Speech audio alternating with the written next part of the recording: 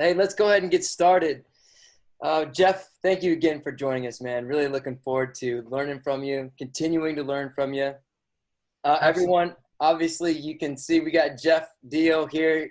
He's rocking the red frames. I love it when he wears the red frames.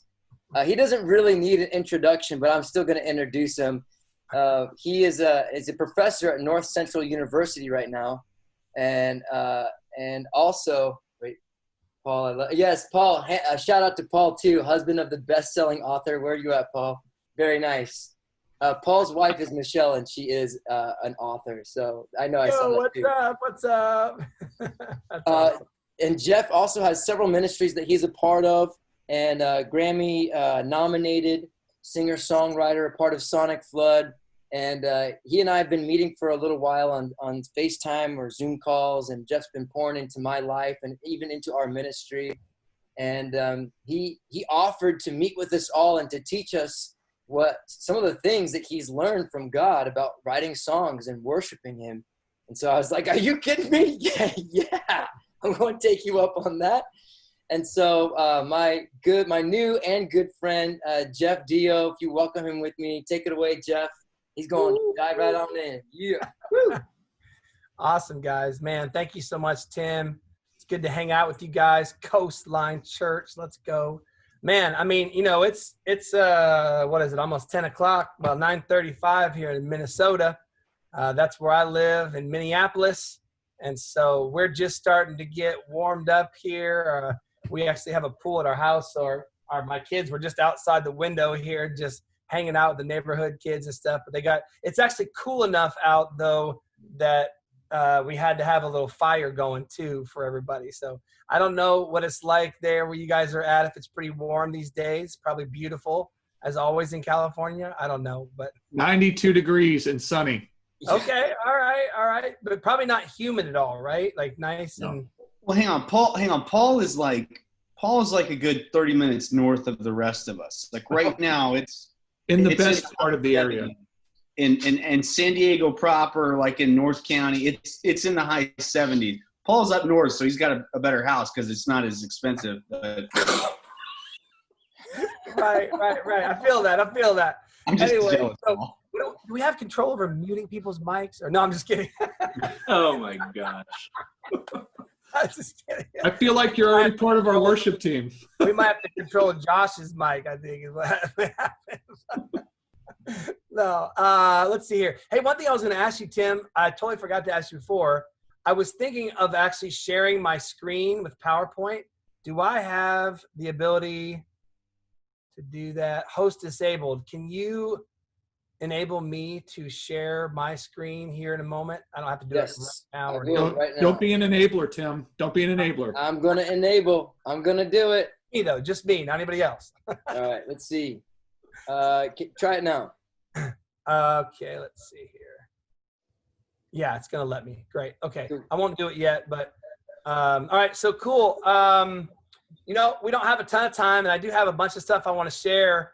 You know, when Tim and I were talking about the possibilities of what we could share, I mean, there's 100 different topics about worship stuff and everything, but we kind of landed on the songwriting side of things. So I am a little bit curious just to kind of know who we have. I know that Tim mentioned there might be some folks that would come on that maybe not even from the music team, and that's totally fine. You're going to learn about songwriting tonight, you know, so, but I am a little bit curious to see, you know, I guess I would ask it this way. How many of you guys have ever written a song or been part of writing a song? Can you kind of like put your hand up there? Okay, cool. Let's ask a couple more questions. How many of you have written and maybe completed 5 or more songs that you would feel relatively comfortable sharing with somebody? 5 or more songs? Hands up. Okay. All right, cool. How about 20 or more songs? Hands up. 20 or more. Okay. All right. I'm just double checking. I got a couple people covered up here too. So, okay, that's better. But that's all right though, because I mean, we want to start giving you guys some exciting stuff, some practical things to help you with songwriting. let me ask this, okay? There's a couple different things about, interestingly enough, Tim, I just took yesterday, have you heard of Chrissy Nordhoff before? Chrissy Nordhoff. It sounds really familiar. She's a songwriter. She's written a bunch of stuff that probably people would know. I can't even remember what it is that she's written, but she's a talented songwriter, and she does some songwriting camps and different things. But a friend of mine showed me that she has this little songwriter's quiz that kind of helps you understand what type of songwriter you are. From her perspective, there are 7 different types of songwriters. So I was thinking I might, maybe I could just email you the link to that. And if people want to, they could zone in on that and check it out. But basically you take all these little, it's like a personality test, but a songwriter personality test, and you find yourself in one of 7 categories.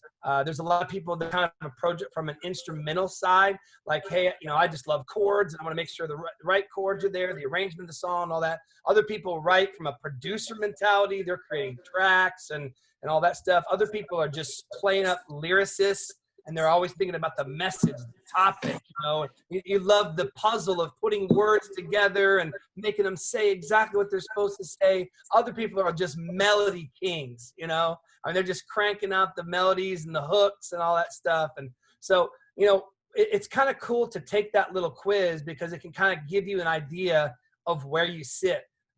The beautiful thing about songwriting is that most of us don't have all the pieces. And I guess it's really a metaphor for life, because it's kind of like the body of Christ, right? Some of us are fingers, some of us are noses, knees, feet, or whatever, and everybody has a different role.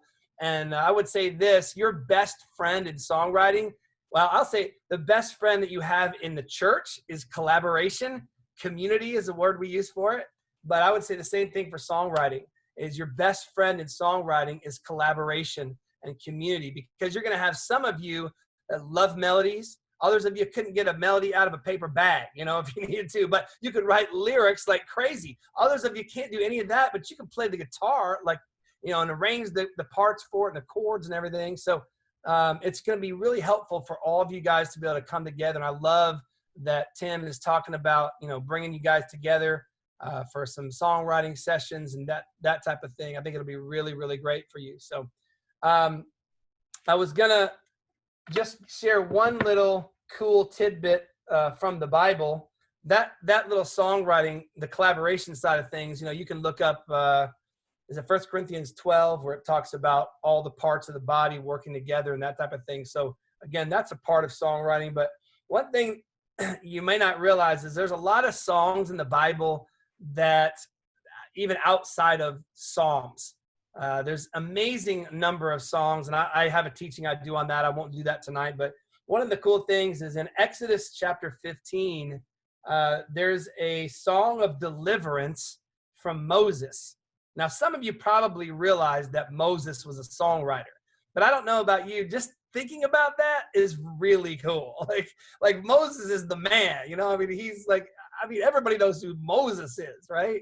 But to think that he's also a songwriter, it kind of encourages me, because I'm thinking, man, he had a little piece of me, he's writing songs, he's singing them out. But one of the cool things that you might not know about Moses as a songwriter, so Exodus 15 is this song of deliverance, and it's a really long song. It's like 18 verses, and you have to check it out. But then in Revelation, I don't know if any of you have dreams and goals of having a song that would be out there and touch the world or whatever. I know that I have desired some of that and had some songs go around the world a little bit, but certainly some stuff with Sonic Flood. But think of the greatest top 10 chart you could ever be a part of, and that would be songs that would be sung in heaven. Like if you could write a song that they would sing in heaven, I'm thinking, man, that has got to be the best possible thing. Well, in Revelation 15, it says this, verse 2, it says, I saw before me what seemed to be a crystal sea mixed with fire, and on it stood all the people who had been victorious over the beast and his statue and the number representing his name. They were all holding harps that God had given them. So I guess we are going to have harps. But Verse 3 says, and they were singing the song of Moses, the servant of God, and the song of the Lamb. So what we're saying here is that Moses and the Lamb of God collaborated on a song that everybody was singing in heaven. I don't know, man. I just think that is super cool.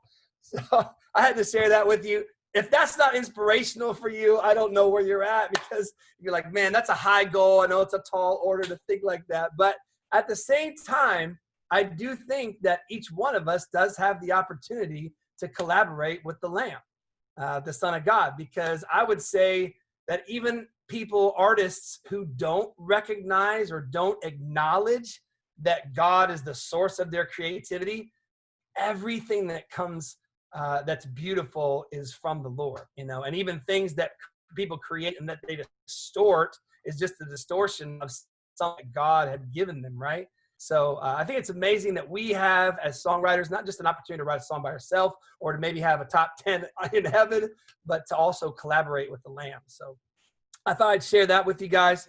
Let's see here. I'm just going to jump in with some real practical things, because we don't have a ton of time, and I do want to give some time for Q&A toward the end of our time. So let's see here. All right. So what I did, I actually teach songwriting at North Central University in Minneapolis. So we do a whole semester of songwriting. So I'm going to pack a whole semester into 30 minutes, into 25 minutes now, or whatever. And of course, I won't cover nearly what we would cover in a semester. But what I thought I'd do, I created a little talk or whatever. It's called 13 Ideas to Help You with Choosing the Right Words. 13 ideas. Let's just say 13 ideas to help you with songwriting. And I'm just going to kind of book through these. And I don't know if we'll get through all of them or not. But if we do, we do. If we don't, we don't. Just give you as much as I can. All right. So I'll start with something simple. Number one is we're going to want to start with strong opening lines. And it's a pretty basic concept here, but if you're a writer of words, or if you're going to be a part of collaborating on a song where you're going to have lyrics, which most of you will, you're going to want to understand that different lines have different weights, meaning that if you were to say, Jeff, what is the most important line in a song? I would probably say it's the first line. You might be able to argue it's the first line of the chorus, but one of the things that happens is your very first opening line of your first verse, if you start with the verse, is that you have this moment where you can make a good first impression. And that first line is going to be potentially either draw people in to want to hear more, or it's going to kind of repel people or say, I want to skip to the next song. I mean, there's so many songs, guys, at our fingertips. It's hard to get people to listen to your whole song, to be honest, right? I mean, don't you just skip through songs, you listen to half of one, skip on to another one, whatever, you know? So what is it that keeps people? And I guess one example that I would give of a way to think about that is I have done this. Like, let's just say that in your verse, you have 4 lines. And let's say you write this cool 4-line verse, and man, you just love that 3rd line. It's such a killer line. It's like, oh my word, it has so much, you know, potency. It's just packed with truth or some kind of deep imagery or something like that. And then you realize, man, you know what? I could probably move that 3rd line and flop it with the first line. And I could start with that line. It's just thinking a little bit differently, because there are times when I've done that. There's times I've tried it and it hasn't worked, because you got to make the rhythms work and the syllables and all that stuff. But a lot of times that 1st and 3rd line are similar in meter, in rhyme, and all that stuff. So if your 3rd line is the best line, it'd be best to try to move that to your 1st line. But thinking about your opening line, I suppose, is what I'm really trying to get at here. So important to think about that. Like, okay, let's say you get the whole song done. You still go back to that first line and go, okay, what do I have with my first line here? Is it really packed with meaning? Is it packed with depth and interest and all that type of thing, with color and that type of thing? So, you know, there's one example song that I had down here. Of course, you guys remember this. This is a classic Easter song, right? The song Forever from the Bethel Tides album. right? I mean, does anybody remember the first line? Just don't say it, but just like wave at me if you know what the first line of that song is. You know what I'm talking about? Like, it's an amazing line. It goes like this: the moon and stars, they wept. The morning sun was dead. The Savior of the world was fallen. Like, I mean, who's ever written a line like that? Maybe there's some other ones, but the moon and stars, they wept. Of course, we call that personification, where you take an inanimate object and you give it human characteristics, because obviously moons and stars, they can't weep. But we understand what's happening there. It's powerful imagery, right? And you got the morning sun was dead. Gosh, I mean, there was a darkness that fell, right, when Jesus died on the earth. So it's a great way of saying that. Of course, it's an overstatement, but we know what they mean, right? So it's just a powerful way. So you think about stuff like that. The rest of the lines, they're not really anything new. It just says the Savior of the world was fallen, his body on the cross, his blood poured out for us, the weight of every curse upon him.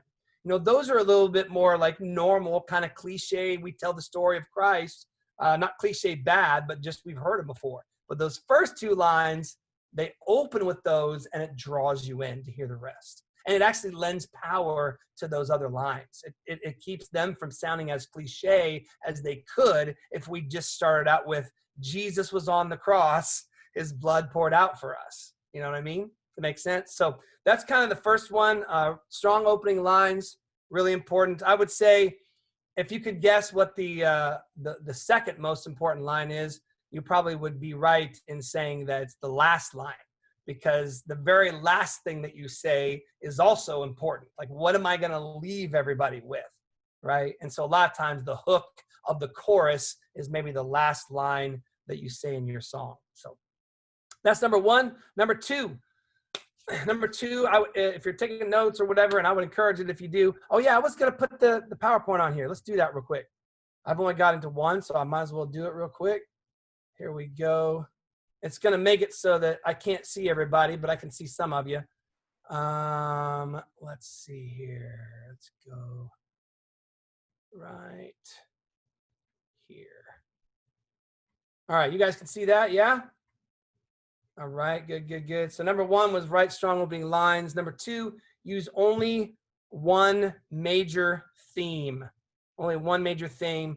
What I mean by that is a lot of times people, I would say amateur or up-and-coming songwriters will typically take everything in the Bible and the kitchen sink and try to throw it all into one song, right? So, but this is something that we don't want to do. It's the exact opposite of what you want to do. You want your song to be about one thing. The more laser-like focus you can have with your song so that every section points to that. And I'll get back to that in a little bit too, but for example, if you had a song that talked about that its focus was the cross, but it was also a focus on obedience, like those are two major topics. And what's going to end up happening is the cross and obedience. You could probably try to work it so that they're together, you know, by being obedient to carry your cross or something like that, you know. But if you are just focused on being obedient and obeying God's commands and the cross of Jesus Christ, those two major themes are going to conflict with one another. And they're going to bring each other down because no one's going to be sure exactly what your song is about. They're like, oh, this is about obedience. No, it's about the cross. And so there's no clarity as to what this song is about. Same thing with like if you had a song that was about evangelism and social justice. You know, it's like, oh, wow, those are awesome things. And you can put good things in your song about social justice and evangelism, but they're two topics that are going to compete against each other and they're going to bring each other down. I had a song, I mean, sometimes I hesitate to give examples of negative songs when people know the people who wrote them, but, you know, we all learn, right? So back in the old days of elevation songs, before they were just killing it, no, they've always been killing it, but they had a song called Kingdom Come. I don't know if you remember the songs from a long time ago, but I had one of our students come to us and say, hey, I'm with Jeff. We want to do this song in chapel. And so I was like, cool, no problem. They start rehearsing it, and I started listening to the lyrics. Like, oh my word, this is one of those songs where they try to put everything in the kitchen sink into it. Here's the lyrics for the song. says, "Oh God, arise up in us." Now that first line is got problems anyways, because you wouldn't say, "Oh God, arise up in us." You would say, "Rise up," or "arise in us." So arise up is kind of like a double positive. I don't know, but anyways, "Oh God, arise up in us. We'll show the world how you love. Jesus, take our heart and make it yours. Salvation reign over us. The fight was won on the cross. We take heart, for you have overcome the world." So that's the chorus of the song. I mean, you have 6 different major themes in there, from my viewpoint. The first one is this theme of a rise up, or God be big within us. That's a strong theme in and of itself, and be awesome to develop a chorus right around that. But they didn't. They went on to, we'll show the world how you love. So that's evangelism through love is the theme of that second line, which is totally different than the first line. Now you could say, well, he's being big with us so we can evangelize. Cool. If you stick with that, I think you'll be all right. But then it goes to the third line, "Jesus, take our heart and make it yours." So now we went from evangelism to "I personally surrender." You see what I'm saying? So it's like a totally different thing. It's good, but it's confusing as to what this song is about. Fourth line, "Salvation reign over us." This is now about salvation, which isn't really the same as evangelism or surrender. Yeah, so the number 6, "The fight was won at the cross," is kind of a victory type of theme, which would be a great theme. So again, it's not like they're totally unrelated, but they're just all really strong themes that aren't really woven together that well. And the last one, "We take heart, for you have overcome the world." So now we're just taking courage. God's taken over the world, or overcome the world and all of our trials and difficulties. So we know what those scriptures come from. And that's a different theme. Anyway, so you kind of get the idea with that. I had another example, but I think we're going to move on. All right, number 3. We want to stay consistent in our songwriting. It's interesting, when I took that songwriting quiz from Chrissy Nordhoff, that I came out as a structure songwriter. So I love structure. I love organization. I like clarity of message. I like us to be able to, like, some people will write songs and they'll say, I'll say, "Well, what does that line mean?" And they're like, "Well, you know what I mean." I'm like, no. Don't write a lyric where you have to say, "You know what I mean." Because if you say that, then we don't know what you mean. So you should never write a song the way you might, communicate with a friend or something. "Oh, you know what I mean." It should be clear, to be concise. So one of the things that's going to help you with that is if you say consistent. And there's 3 areas I would encourage you to be consistent. Number 1 is with the pronouns. And what I mean by that is whether it's a song that's about God or a song that's to God. Those are 2 different things, right? You're talking about he is awesome, he is wonderful, or you're saying you are awesome or you are wonderful. And it really doesn't make for good songwriting practice to bring those 2 things together in one song. Now, I will say this. I've lightened up a little bit on this. I still would say, if at all possible, if it makes sense, it's best to have consistent tense all the way through. If your verse is to God, your chorus should be to God, your bridge should be to God.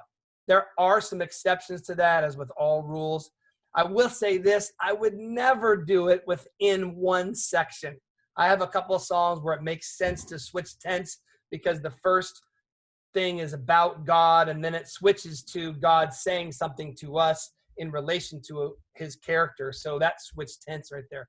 But here's an example. And I mean, again, like, you got to understand, like, I love Matt Redman. He's a friend. This song won a Grammy. I mean, come on, somebody, right? But how many of you guys have heard either yourself or the people in the congregation trip over these lyrics because you didn't know which one to sing next, right?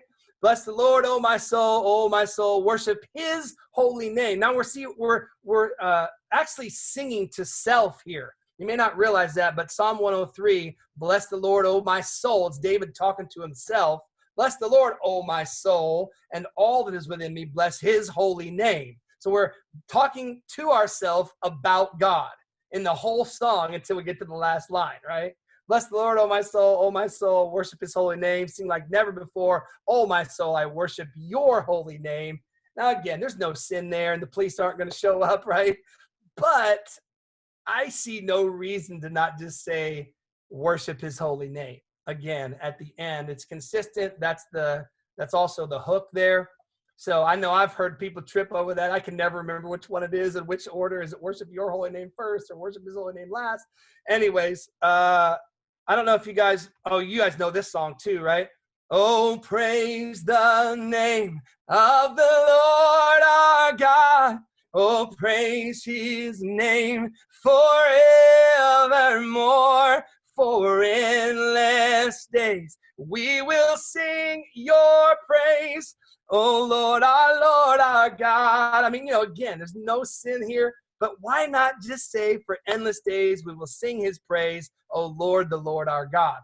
I don't know. I mean, you're changing tense. If you're going to sing, either sing about him or sing to him. Again, it's a wonderful song. I sing it all the time, or at least I have in the past quite a bit. So, but you get the idea. So that's number one. With this third one is stay consistent with pronouns, then stay consistent with phrasing too. What I mean by that, and this is, I could talk about this one for a long time, but I won't. I'll just give you a highlight here. Want to stay consistent with your rhythms, your syllable count, and your emphasis. And what I mean by that, this has a lot to do with the rhythmic structure of your song with your words, right? You're going to stay consistent with your rhythm. So if you have, and your syllables, in your first verse, if you have 6 syllables in your first line, 5 in your second, 6 in your third, 5 in your fourth, then in the second verse, you shouldn't have 7 in one, 8 in the other, 4 in one, because the first verse and the second verse, 99% of the time, should be mirror images of themselves with rhythms. So you need to actually go in and count the syllables and see how they're fitting together and see if that will run. Because again, the whole point of the song is you want people to sing it. All right. And I don't know if you realize this, but have you ever you were singing a new song and the words were up on a screen and you're trying to guess how it goes as you're going, right? And you stepped out and you sang when you weren't supposed to sing and you you made kind of a fool of yourself. I've done that before. Well, the reason that happens a lot of times is because people will put weird things and weird rhythms, or they're inconsistent. Once they've established a pattern, then the melody of the rhythm changes where it really should stay the same. So you want to stay consistent. That's just going to help. Again, if you want to be super artistic, then do whatever you want. Break the rules, it's fine. But if your goal is to get the common man and woman to sing your song, rhythms, consistency is going to help with all that stuff. So with syllable count, emphasis is a whole other thing that I could talk about, but I'll give you one example. If you're singing a song and it has the word worship in it, if I say the word worship, which syllable is emphasized? 1 or 2? Put up a 1 or a 2. Worship. Okay, I see a 2, I see a 2, I see a 2, I see a 2. The syllable that's emphasized is 1. Worship, right? Worship. You don't say worship. You with me? Everybody with me? Worship, right? So if you sing your song and it goes, I will worship the Lamb, it sounds funny because that's not how you say the word. So if you put emphasis on a word, a syllable that you don't normally emphasize when you sing or when you speak, then it's going to usually come across strange. One simple example of a song that breaks the rules that I think works. You guys remember that song? You make beautiful things. You make beautiful things out of us, right? Where's the emphasis on beautiful normally? Beautiful, right? Beautiful. It's emphasis, non-emphasis, non-emphasis. But on this, he says, beautiful things, right? He emphasizes full. It's creative, and because it breaks the rules in a unique way, I think you can get away with it. But here's the thing with rules, guys. If you break the rules, you got to know the rules. If you know the rules, then you have a little bit of ability to break them, and you can do some creative things with that. So you want to stay consistent with pronouns, with phrasing, and then also with your theme and your message. The point here is really to make sure, and this kind of goes back to the last point about keeping one major theme. Once you establish what this song is about, then you want to point everything in your song to that theme. So let's say it all revolves around your chorus. You say, this is what I'm trying to say with this song. Somebody comes to you and say, hey, what's this song? I mean, your mom should be able to ask you, what is this song about? And you should be able to go, it's about this, this, this, and that's it. I mean, like one phrase, one line, that's what this song's about. Maybe it's your title. You know, that's the whole point of a title, is kind of tell us what this song is about. But then once you establish that, then you want to make sure that your verse and your verse 1, your verse 2, your bridge, your pre-choruses, any of that stuff is all pointing toward your chorus, toward that theme. A lot of people, and this is, I'm going to skip that because that's just too much information. All right, so keep moving here. You're going to keep consistent with your theme and your message. All right, so number 4 is use repetition. This is an easy one because it's pretty self-explanatory. But repetition is your friend in pop songwriting. Again, like we're talking about pop songs here today. I mean, there's experimental music out there. There's alternative music or whatever. And if you love to write that stuff, man, go for it. Break the rules. Do whatever you want to do. But if you're trying to write pop songs that people sing, that kind of the masses potentially could gravitate toward, or let's just start with your church, you know, the people in your church that they would want to sing, that they can understand it's not too heady for them, you know what I'm saying? Then you want to try to put as much repetition in there. And the point of repetition is it helps your song be memorable. That's the word. You want your song to be memorable, and the repetition helps with the memorable. We were just talking about a song. I could sing of your love forever. I could sing of your love forever. I could sing of your love. Okay, you know what I'm saying? It's repetition, right? I mean, you don't forget that song, you know? Now, here's the thing about repetition, right? If you write a song where those 4 lines are the same right in a row like that, your line better be good, because that's the whole point of repetition. You can't repeat a line that's not potent and powerful, right? So that's the whole point of repetition. And so that actually helps elevate your songwriting too. As you seek to repeat lines and do different things with repetition, you got to make sure that these things are worth repeating. If you have a melody line or an instrumental hook, it better be good, because it should be something that we want to repeat. All right. So it raises the bar. And so if you're going to repeat things, which you should, then you need to make sure that what you're repeating is worth repeating, if that makes sense. One of the ways that you can repeat things, I'll give you an example. I have a CD called Moving Mountains. It's my latest that came out in 2012. But it has the song, the verse. Oh, I think I have the lyrics here. Yeah, there we go. So it goes like this. I see a mountain standing in the rain. A mountain of failure, a mountain of shame. There is an ocean drowning in fear. An ocean of worry, an ocean of tears. For I know. Okay, so, but you get the idea. I just did a ton of repetition. And in that first part, I say mountain 3 times, right? In the second part, I've established a pattern, and you want to continue that pattern, right? I went, okay, I wrote, I see a mountain standing in the way, a mountain of failure, a mountain of shame. Well, I can't now write 4 different lines that don't have that pattern for the next section, right? I've established that. You need to repeat your section, but then within that section, I've repeated words that help bring memory and also poetry to it as well. Does that make sense? You don't have to answer that question. I don't need to stop asking it. But there's not a lot of repetition in the Psalms, but here's one. Psalm 115, 9 through 11. Oh, Israel, trust the Lord. He is your helper. He is your shield. Somebody needed this tonight. Come on. Oh, priests of Aaron. Oh, priests of Tim Shaw. Trust the Lord. He is your helper. He is your shield. All you who fear the Lord, trust the Lord. He is your helper. He is your shield. So there is some repetition in the Psalms. You got to hunt for it, but it's a powerful thing that we can do. I'll give you another example of repetition that's really cool. You guys know this song? Here's my heart, Lord. Come thou fount of every blessing, right? Here's my heart, Lord. Take and seal it. seal it for thy courts above, right? So you got that little seal it thing right there back to back. That's a real poetic thing to do. If you're missing a syllable or a phrase, try repeating something from that line. That's a real cool way to emphasize. And this is, of course, if you repeat something, you're also emphasizing it, as I said. So you want to make sure that it's not like, and, you know, because that's not an important thing to repeat. But seal it is an important thing. Here's my heart, Lord, take and seal it. And let me say that again. Seal it for thy courts above, right? Okay, so you get that. So that's a really cool technique you should try using. Number five, choose the right word with the best meaning. All right, first of all, this is about using a thesaurus.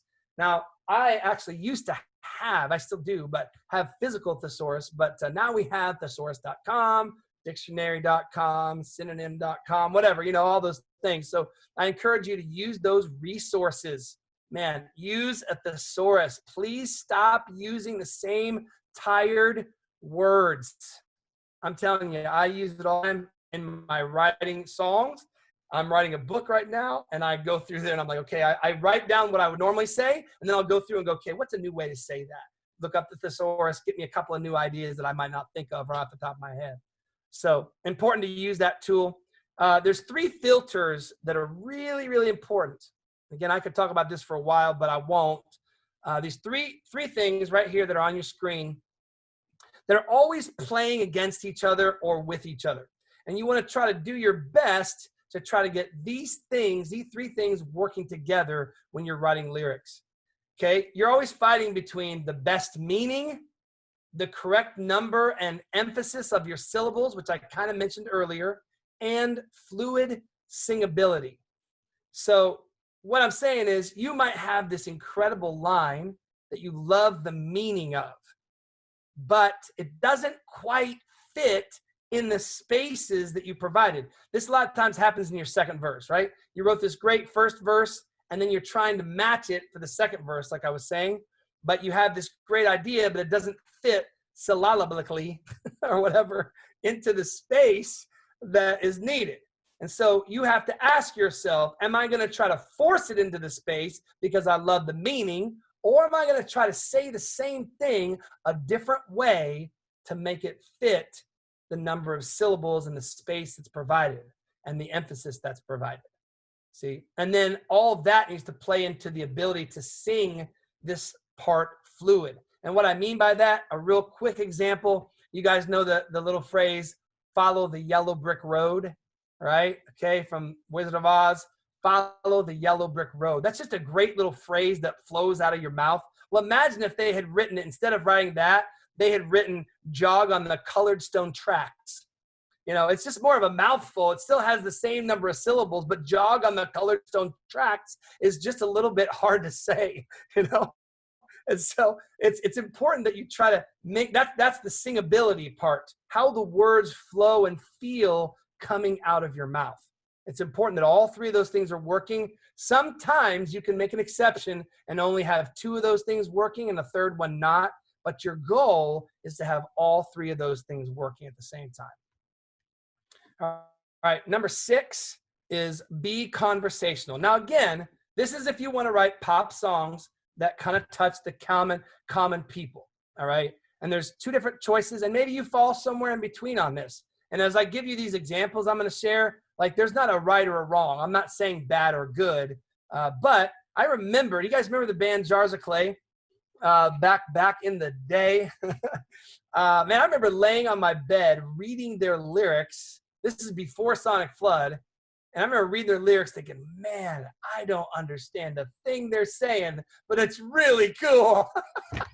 Now, here's what I'm talking about, right? Check this out. I don't know if you can see this, but look at that first little stanza there. This is from the song Art in Me from Jars of Clay. It says, images on the sidewalk speak of dreams' descent, washed away by storms into graves of cynical lament.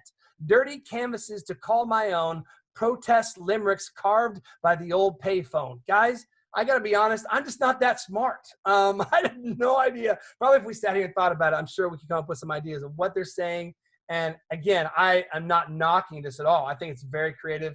The other two are a little easier to understand, but it's just a different way of writing, right? And then you got a song like One Thing Remains, very straightforward. That last, that bridge there, in death, in life, I'm confident and covered by the power of your great name. You know, it's just a sentence. It's a phrase. It's something that we all understand and can grab a hold of. So you find yourself somewhere in there. Maybe there's a balance that you find. Sometimes you're a little more artistic toward the jars of clay thing. Sometimes you're a little bit more toward the Jesus culture thing. All right. But I would encourage you to be as conversational as possible with a few exceptions. All right. Number 7, you want to avoid cliches. Now, here's the thing, guys. Cliches are not bad. Cliches, though, are phrases that are usually true, but that we've grown numb to. People have said it over and over and over and over, and therefore people zone out and tune out. So if you decide, hey, I know, I'm going to put the phrase bless the Lord in my song, people may just totally tune out and not even listen to your song because they've heard that song so many times. I have a song called Bless the Lord. And it's one of those songs, you know, I mean, but I would encourage you to try your best to avoid cliches. Cliches, again, here's the one exception to that. If you have a unique melody and unique music that goes with your cliche, it can sometimes resuscitate a cliche. If you have unique music that goes with, or a melody line that goes with a cliche, it can actually bring new life to a cliche. And I actually do think that's an important thing to do. But you've got to beware, because if you put cliches in your song without unique melodies, people are just going to zone out. That's number 7. Number 8, watch the pickups. This is a pretty simple thing. You just got to watch your pickups. What I mean by that is like the ands, the thes, the buts, all those things that might come before a line or at the beginning of a line. One of the examples, you guys remember that song, is it called Crucified? Let's see here. I think I put it on my phone here so I can remember. Crucified, lay behind the stone. Maybe that song, right? I don't know. I've heard so many people, and this isn't about the songwriter. This is about how people re-sing songs and they add words that aren't even there. I've heard so many people sing that, and they'll start the chorus with, and crucified. And there's like, why are you putting and there? I don't know. There's nothing, because the line before it is, there's no way to measure what you're worth. And crucified? I don't know. It doesn't make any sense. So, but to watch those pickups, don't add pickups that aren't necessary. In fact, I would say a lot of times people add extra syllables, and the one to the thing, you know, and it's like, hey, maybe you could simplify. Instead of putting and the one, it could just be like the one instead of and the one to the, you know what I'm saying? So they try to force in these little pickups before the phrases. Look at your phrases and see how you can simplify them to be still clear and have a good meaning, but don't add words that don't need to be there. Now, other times you need a pickup because it needs to match another line that you've written already. So you have to fit those in there and make them work. That's number 8. Number 9 is understand melisma. Melisma is really simple. Gloria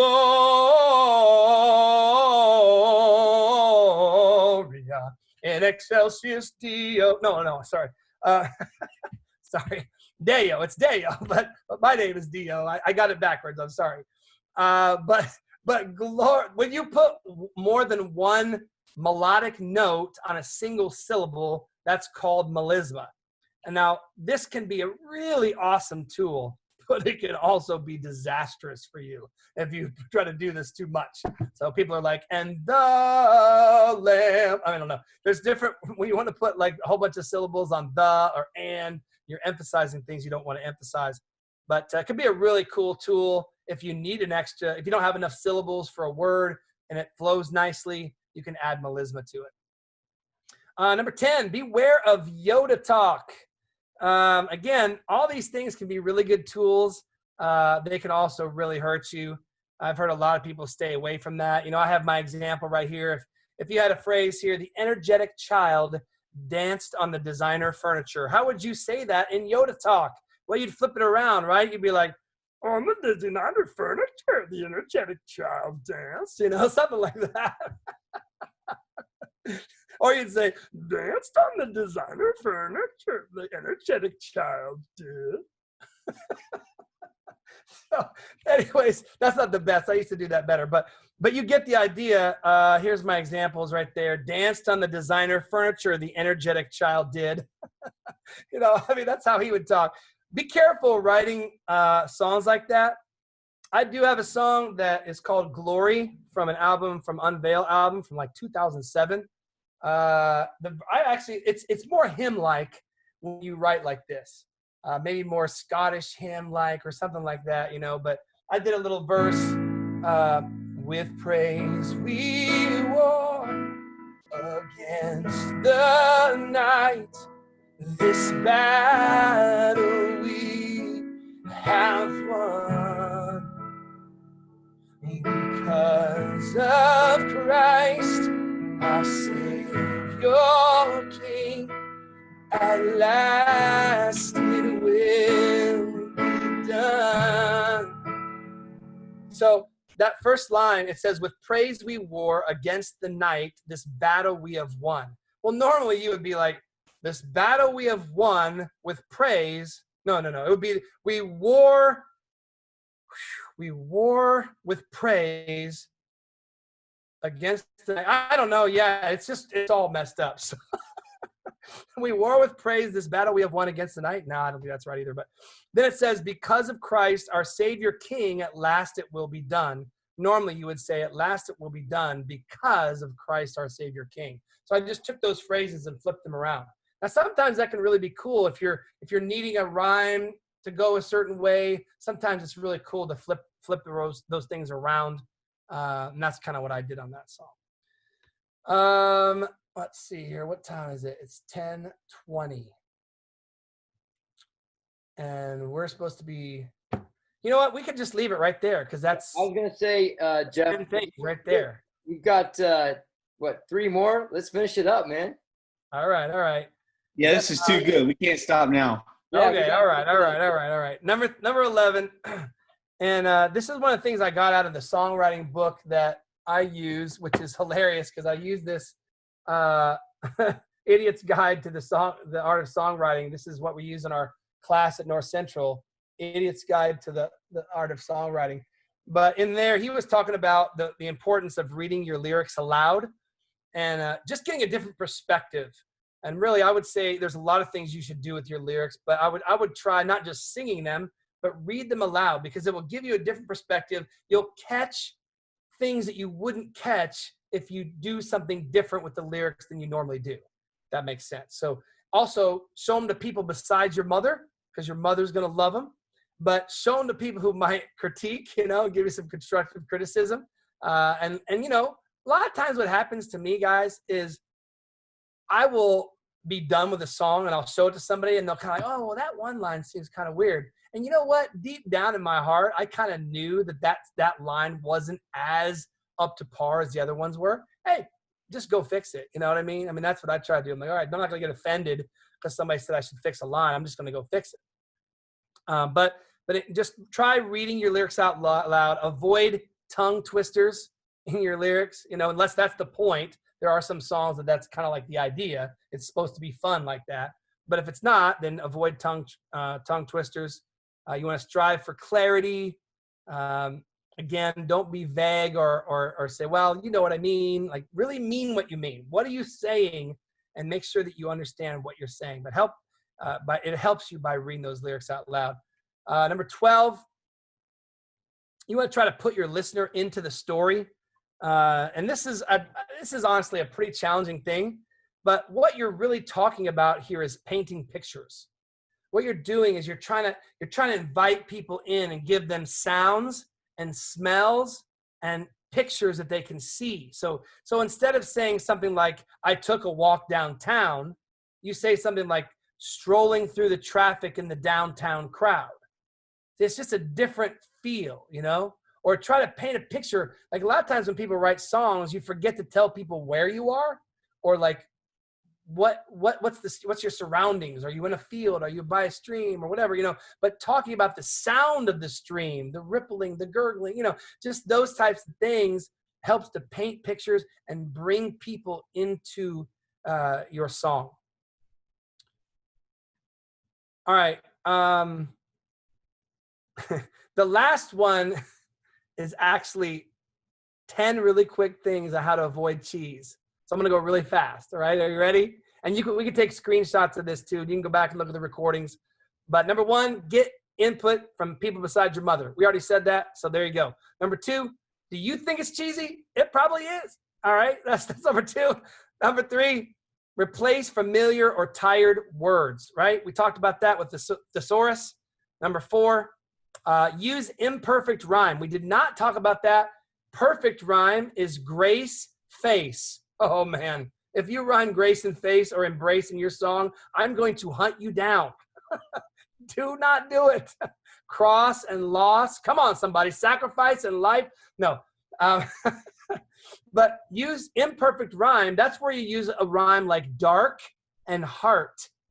Those are imperfect rhymes. You have similar sounds, but they're not exactly the same. By using imperfect rhyme, number one, it gives you more options. Because you can literally go to rhymezone.com, and it'll give you perfect rhymes or it'll give you near rhymes. And those are words that sound kind of close. Man, it opens up your options. Plus, it's way cooler and less cheesy. Number five, use the art of surprise. What I mean by that is try to find something, whether it be musically or lyrically, that kind of brings people to go, whoa, what did he just say? I have a song called I Belong to You. And it's one of the verses, it says this: Father, you have broken my chains. Now I'm free as your slave, ever bound to you. And you can just see people singing, Father, you have broken my chains. Now I'm free as your slave. What did I just say? I'm a slave? What? I thought I was free in Christ. But what's amazing is if you go back and you look at the scriptures, Paul and Peter and a couple other of the writers, they'll start out their book by saying, I am a slave of Christ. So you kind of find out, what does that mean? Because I'm a child. Even Jesus said, I no longer call you servants, but friends. But still, Paul called himself a slave in a sense that where Romans 6 says you can either choose to be a slave of death, or you can be a slave of sin, or a slave of righteousness. I'm like, dude, make me a slave of righteousness. Chain me, bind me to righteousness. I'm happy with that. Chain me, bind me to kindness and goodness and love and mercy. That's what I want. So if that's the kind of slavery we're talking about, I'm in. Number six, be on the lookout for a unique topic. And one thing I would say practically, I would keep a journal, whether that's in your phone. Some of you guys might have the Evernote app. The Evernote app, that's a great place to kind of keep all your stuff together. I pretty much just do voice memos, but keeping titles and ideas. You see a billboard or you hear a sermon. I want to challenge you guys to become songwriters. And songwriters are always writing songs. You're always listening. You have your antenna up and you're like, oh, I heard that phrase. You overheard a conversation that somebody said, and somebody said something really interesting. You write that down. You heard something in a sermon or in another song, and you write a song based off of the third line in the bridge of another song, But you're always writing songs. Be on the lookout for new topics at all times. Number seven, flip it around. This has a little bit to do with Yoda talk, but instead of saying, I need you, why not just say, it's you that I need? It's just a little bit of a tweak on what we're saying, but just find a new way to say the same thing. Number eight, don't make your rhyme couplets predictable. I guess this has a little bit to do with the imperfect and perfect rhyme thing. But man, what you don't want to do is if you sing the word grace at the end, people are guessing what your next line is going to be. And they're like, oh, it's going to be face. Oh, it's going to be embrace, or whatever other phrase you use. If you find that your first line gives away the second line and people are easily going to be able to guess what you're going to say, consider flipping that around. I've done that before as well. And it makes it so that, okay, this is a little less expected. So try not to make your rhyming couplets predictable. Number nine, use dissonance in your melodies. This has to do with more of a melodic type of songwriting thing, but actually creating where you're not just singing the roots of the chords or the 1, 3, and 5 of the chords, but you're singing some dissonant notes in there. It helps to bring out excitement and avoids cheese. And then the last one is also using unexpected chords. I do a whole, week in our songwriting class on why can't I think of it? Chordal structure. Yeah, I can't even think of that. Anyways, chordal structure, basically going through all the chords, and we talk about borrowed chords, flat sevens, and the, I don't know if you guys know numbers or not, but if you have your 1 chord and your 5 chord and your 4 chord, you got your 1, which is your C, then you got your 4, which is your F, and you got your 5, which is your G. So if you do I did this with my song, Bless the Lord. I will worship you. I will bless your name forever. That right there is a minor 5. So it's the G minor instead of a G major in the key of C. I will worship you. I will bless your name. If I did it normal, forever. I will worship you. I will bless your name forever. I will worship. Anyways, so find unique ways to bring out some new chords to help bring excitement to your song. So there you go. Songwriting secrets from Jeff Deyo. Woo! All right. Thank you, Jeff. Man, that was good. Dude, we just got a whole semester worth of It was great. in just a few short minutes. Wow. Thank you, Jeff. That was like 2 weeks. That was it. That was good, man. I'm loving it. I really am. I'm loving it. Guys, we have, what an amazing and blessing it is to have Jeff with us. Is there any questions that you guys have? There's few enough of us to where I think you could just ask it. You can just speak up. Is there anything? Oh yeah, come on, Cal. Bring it on. Come on, Josh. So, Jeff, my primary question is, when you are in a songwriting session, first of all, what is your strength? Are you a melody king? Are you a lyricist? And then how do you construct a song as far as putting it against a team? Do you have like 2 lyricists and 1 melody king? Like, how do you structure your team for a songwriting session? That's a great question. I mean, I'll be honest and say, I don't think I've ever had a chance to actually okay, let's handpick a few people that have these specific strengths. I would say for me, I'm definitely more of a lyricist. My strength is in structure, and I love to make sure that everything's clearly communicated and everything's, in order, and the rhythms are all there and everything's right. But I'm definitely more of a lyricist. Now, I've worked really hard because I think melody is, I say that the melody is the gateway to the lyric. So as much as I'd like, as a lyricist, the lyric to be the most important thing, if people can't get through the gate of your melody because it's not great, it's not exciting, then they won't get to it won't open doors for them to be able to get to your lyric. So I've really worked hard on my melodies as well. I have a really good friend who's written songs for a lot of people, recently for King and Country and Newsboys and some other people. His name is Jonathan Lee, incredible worship leader.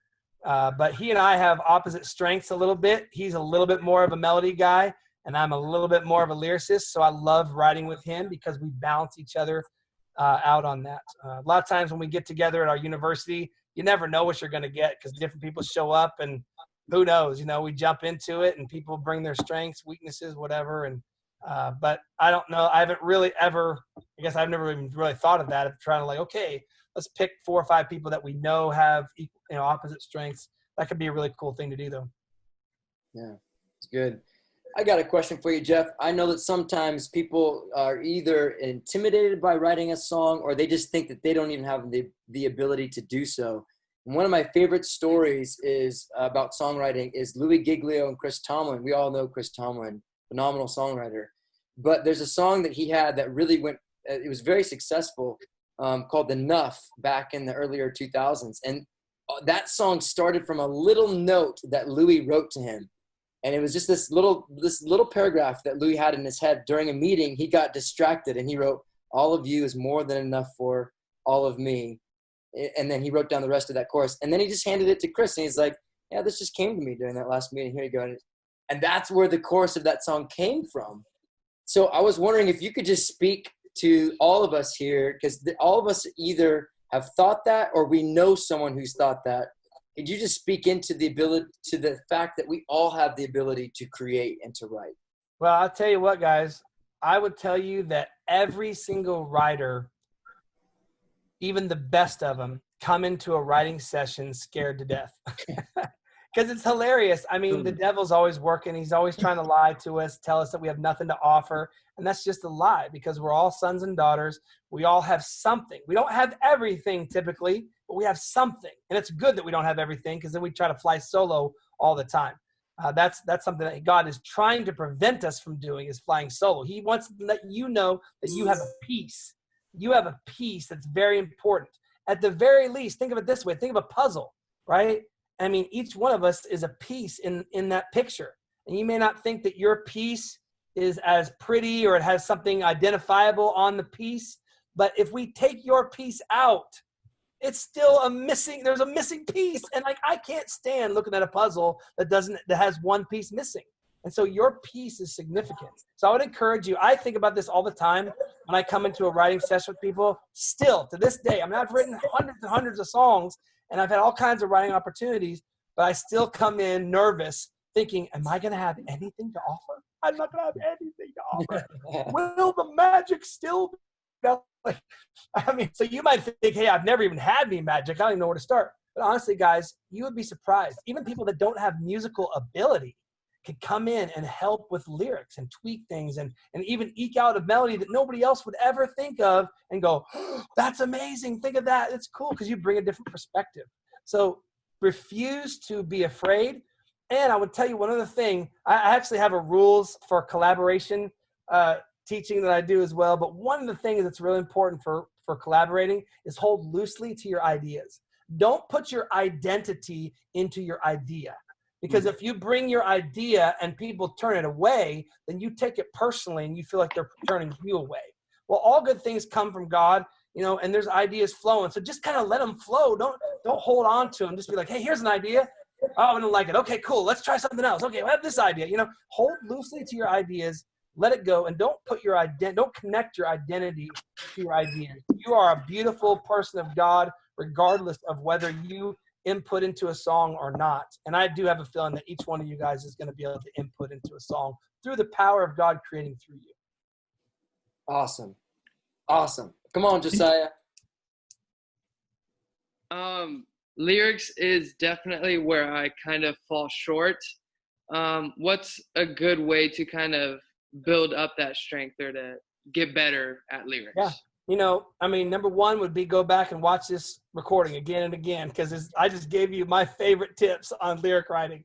But number two is very practical, and this is something I did. Ironically, right before the Sonic Flood CD came out, I did a 40-day writing season where I, for 40 days, challenged myself to write one song every day. And ironically, most of those songs were horrible. But guess what? 3 of them weren't. One of them was called Carried Away. One of them was called My Refuge. And one of them was called I Need You from Sonic Flood. So, I mean, you know, those songs came about through me writing 37 horrible songs, but 3 that ended up being pretty good. Wow, that's so cool. That sounds like the right kind of ratio, Jeff. I wish it was the other way around, though. Right?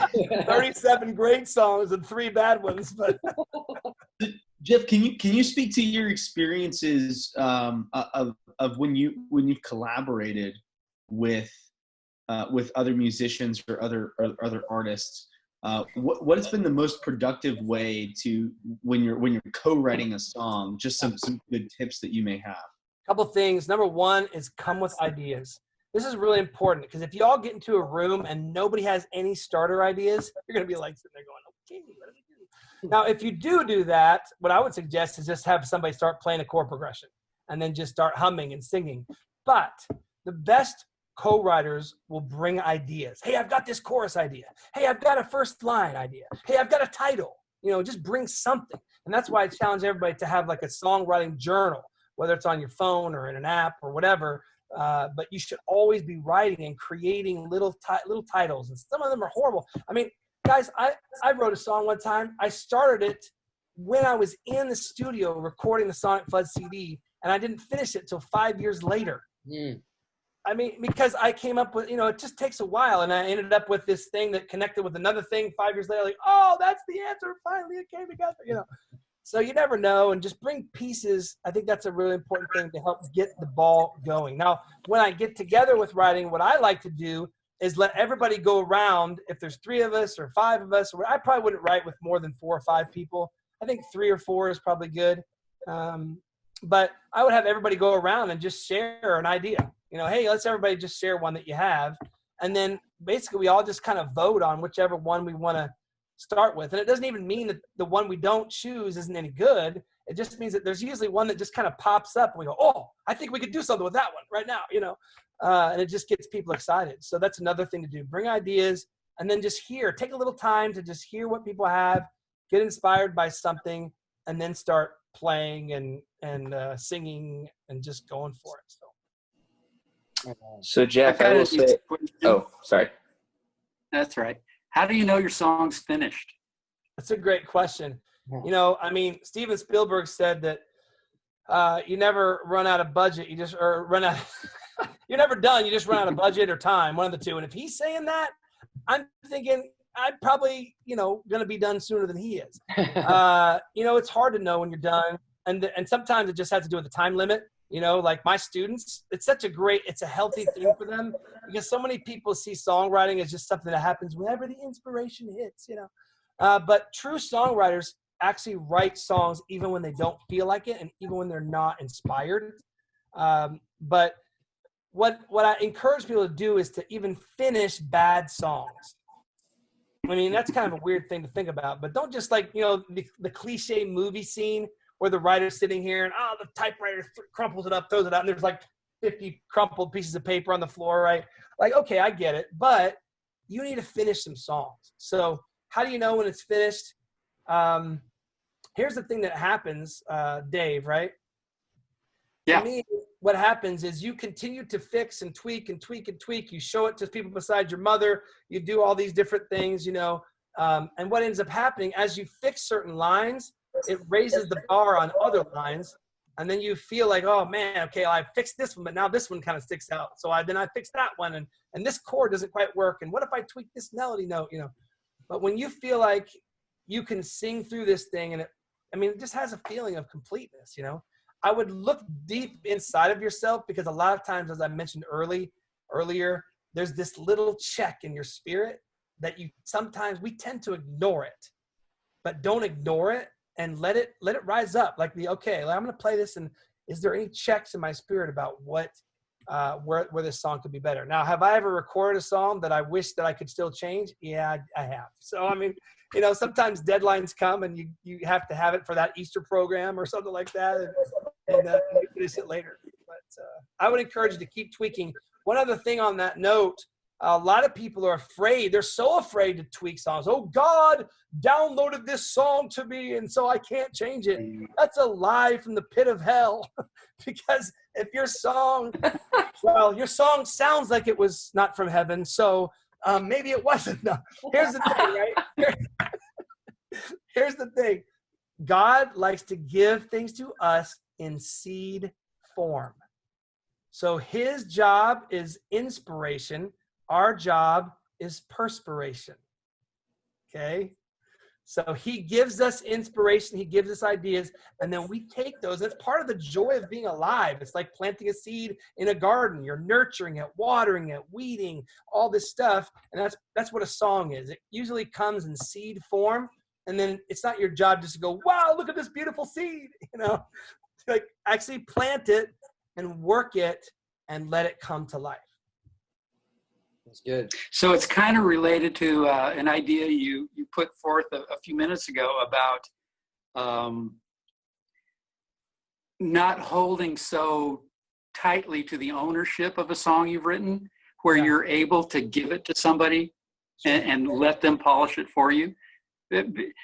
Because we do get callous to our own work sometimes. Yes. We sing this partial song for years and years, and you think, oh, nothing's ever going to happen with the song because we tend to hold on to them and not give them out, when other people could take that as inspiration and make something incredible out of it. I've seen that happen time and time again. Absolutely. And I honestly, I think, Dave, you're really onto something there, because, you know, I think what ends up happening, and I've done this myself. I mean, I have songs and I'm like, well, I really want to finish this by myself. I want to be able to say, I wrote, it's like 90% there. And I want to be able to say, I wrote this song. And it's just like, man, it's kind of contrary to what the Lord really wants from us. He actually holds some of those pieces back from you and gives them to somebody else so you can share it with them and they can go, oh, when you sang that, I thought about this, you know? So pretty cool. I love it. Let's do one more. We are over time, so let's just do one more question and then we'll call it a night. Yeah, Allison. Hi.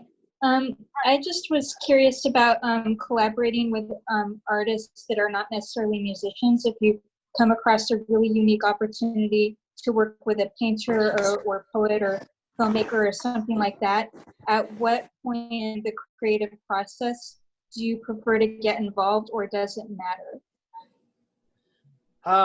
You know, are you talking about something like official, like music for a movie, or are you talking about a live scenario where someone's painting or while you're worshiping? Or I was specifically thinking more like music for a movie, but if there's a difference, that would be helpful as well. I mean, you know, I don't know if I have good answers for that. Just being honest. I mean, I've had a couple of songs that ended up on a movie, but they weren't specifically necessarily written for that movie. And it just so happened somebody found the song and was like, oh, this would be perfect for the movie. And so I don't know. I mean, there was one movie that I'm actually in. It's called The Imposter. Go look that one up. I think it's on Netflix. Maybe not, but it used to be. 2008. 2008. Oh. The Imposter. But I did end up having to write a song that's on that. I do a music video in the movie itself. And I did have to write for that. So, but I'm still trying to make sure I understand what your question is on that. Like how, can you say it one more time? Well, I guess I'm just trying to understand. I'm hoping soon to become a filmmaker and work on screenplays and things. And I have a lot of ideas for movies that I want to work on. And I guess I'm just curious, at what point would I approach someone to write music or kind of get into that aspect of the filmmaking process? I understand. And, you know, like anything else, this stuff is challenging. I mean, that world is all about relationships and who you know and who knows you. And really, at the end of the day, I mean, what trumps all of that is God, right? I mean, open doors that no man can open or shut. And, you know, so if he has, you know, I would say that knocking on doors is never a bad thing as long as you trust the Lord with the closed and the open doors. You know, because you have to understand that even when doors open, they're not always of God either. So that's something that we don't always understand. But I would say, you know, if you feel like, you know, it's obviously a challenging timing thing. You're saying, okay, God, when is the time to step out? You know, do you wait till you have a group of songs, you know, portfolio of some sort, and then take it? I mean, these days there's so many different ways to reach out to people that you never had access to before. And I honestly don't know all those things, but I guarantee you probably somebody on this call knows a little more about it even than I do. You guys live in California, you know what I'm saying? So I would say go for it. You know, I mean, you just start reaching out to people, sending ideas and all that stuff. And I mean, the Lord will open doors where he wants to open doors. Okay, cool. Thank you. Good question, Allison. Good question. Well, Jeff, look, man, we got to send you off to bed, brother. I want to personally thank you so much for pouring into us. If we could, guys, come on, just thank you. Come on. Man, we love you, brother. So honored. I was actually going to ask you for a funny story or something, but we'll save it. Maybe next time we get together with you. Definitely next time, man. I love it. Let's do it again. Awesome. Jeff, will you come back and speak again sometime? Absolutely, bro. Absolutely. I mean, I think the next goal is to try to get me to actually come out to Coastline. Oh, that'd be awesome, man. Be with you guys in person. We could do like a weekend training, worship thing, songwriting, do a little rehearsals together, and then lead on Sunday morning together. I mean, you know. If you do, will you sing Cry Holy just for me? Oh, man. That was my song for like 2 years. Yeah. Man, I would love to, but I hate to burst your bubble, but that wasn't me singing that song. So it's all good. It's all good. You know, I know you didn't. You didn't sound quite right. Something was off. I could just tell, right? Oh man. Hey, no big deal. It's a good song, man. So I'm glad that song touched your life. That was, you know, I was on the first 2 albums of Sonic Flood, the Pink one and the live Sonic Praise one, and then there was kind of a totally different band from that point forward. But there was some great stuff there that a lot of people connected with too. So that's one of them, Cry Holy. It's a good tune. Well, Jeff, thank you so much, man. I love you. Guys, we'll post this video so you can watch it as much as you want.